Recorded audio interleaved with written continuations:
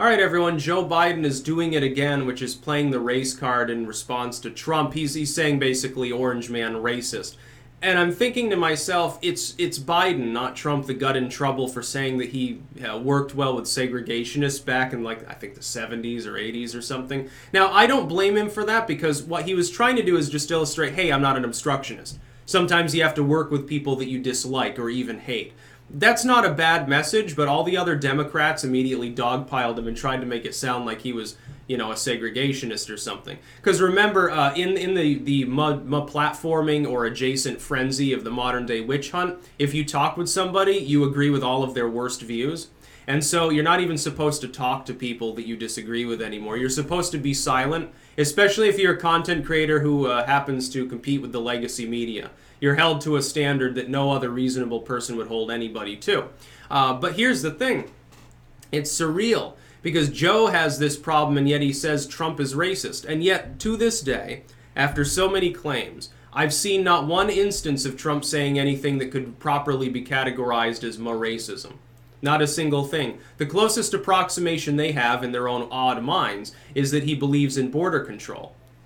Mexican's not a race. Hispanic's not a race. Hispanic is a weird term anyway. It's like, okay, you happen to have been born in Mexico, therefore you are of a different race than your biological one. Like if two Chinese people right now, and this is something people need to understand this. Let's say two people, they're Chinese, full-on Manchurian or whatever. Their family's been there for 5,000 years. They move to Mexico, they have a kid there. Their kid is raised in Mexico City. They speak Spanish, they're eating tamales or whatever. Supposedly, this magically transforms them into a different category. Like how would U.S. law enforcement even categorize them if they break a law or something? They're a Mexican immigrant speaking Spanish. Maybe they don't even speak Chinese, so they're kind of Hispanic by culture, ethnicity, but they're also Asian. And it's really weird to use it as part of our racial classification system. We should scrub Hispanic from it, because every person who is Hispanic can be classified as a different group anyway, as black or white or whatnot.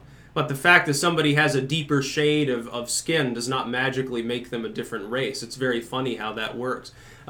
So it's a very strange situation. But no, Trump's not racist for saying exactly what Obama said in 2008 when he was running, or again in 2012 and Romney agreed with, which is basically, hey, yeah, if someone wants to come into the U.S., there are certain customs they go through, certain papers to be signed, and certain things that they need to do. They need to be able to pass the civics exam. They need to have a basic proficiency of English. They need to not, overstay a visa and stuff.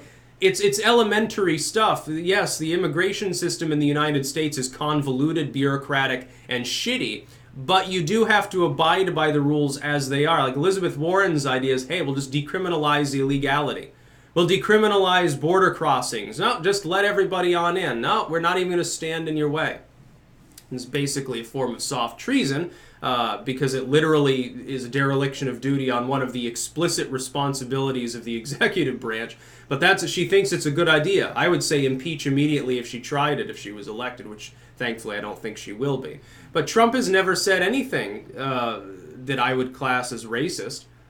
What? So he says that there are cartel members coming into the country? There are people who are coming illegally here and breaking the law? Well, he's right. It's not racist to say that some of these people are completely white, but, they're still breaking the law. Who fucking gives a shit about their race? They're either following U.S. law, conforming to our customs and ways, or they're not. Who fucking cares about the racial issue? There are probably people here who have overstayed their visa from places in Western Europe all the time. There are probably 1 million people from Europe right now in the country illegally. Mostly from places like Poland and some of the developing countries over there. A lot of Polish migrant workers, they come for seasonal labor. Some overstay their visas. They're like, fuck it, basically. And now in this day and age, the Democrats don't want to deport them. The Republicans won't racially profile them. They've got it, they've got it made. So must be really great. Other than when you try to actually be above board and immigrate legally, then you get kicked out and screwed. It's funny how when people try to take initiative, here's where I would agree kind of with the Democrats. At the very least, at the rudimentary level, we need reform in our system. it's easier. You're almost rewarded for illegally immigrating instead of doing it legally. You do it legally, you have to jump through a bunch of hurdles, medical tests, biometric data, pay the money, immigration lawyer, wait 3 years for a green card and stuff like that. Whereas some people, they just hop across the border, and there are politicians here who don't want to punish them at all and who want them to come out of the shadows, be able to be who you are, be a good person and above board, and we want you to be able to drive a car and get a job and do everything else. It's like there shouldn't even, under their plans, there shouldn't even be a legal immigration system. It should just basically be, hey, you land on the soil, you magically become a U.S. resident unless you're an axe murderer or something. You might as well just streamline the immigration system to that if you're going to throw open the border like Warren wants. It's not racist to point out the problems with such a policy, because pragmatically it simply cannot work. Economically, we cannot accommodate every fucking person in the world who wants to come here, because that would be half the world. If we were to go with that plan, the number of... Mexico would love it, because the number of people who would be tourists in Mexico very briefly before jumping across the border would be monumental. And Mexico Airlines would be the largest airline in the world within a year. So, yeah, it'd be really funny. Or maybe Canada Air or something. They'd have to build more airports right along the border. Mexico would probably build the world's biggest airport right along the Rio Grande Valley, like, a mile across the border. And there'd be like 5 fucking trains going 24/7 just to bring people to the, the totally legal open border zone. But, Biden playing the race card is funny considering he has his own supposed race problem. And it's not a real one, but he's a Democrat. He's trying to get leftists to vote for him. Trump doesn't give a fuck about their votes. He's going for the moderates, the independent voters. Which do you think the average moderate voter would prefer?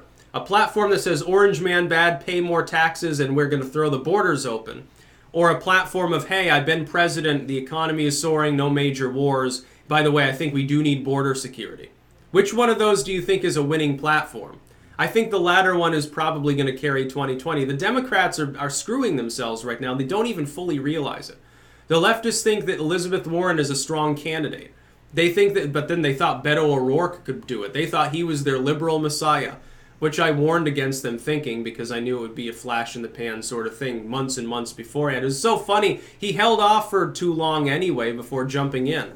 He waited for extra months and he shouldn't have done that. And then his El Paso rally was a disaster. It's like, 1/10 the Trump's crowd and then he didn't say anything when fake individuals proclaimed that there were actually like 10,000 people at the Beto rally, which was clearly false if you looked at his own Twitter and you looked at the crowd. It's like maybe 1,500, and that's being generous. That's about all. Peace out.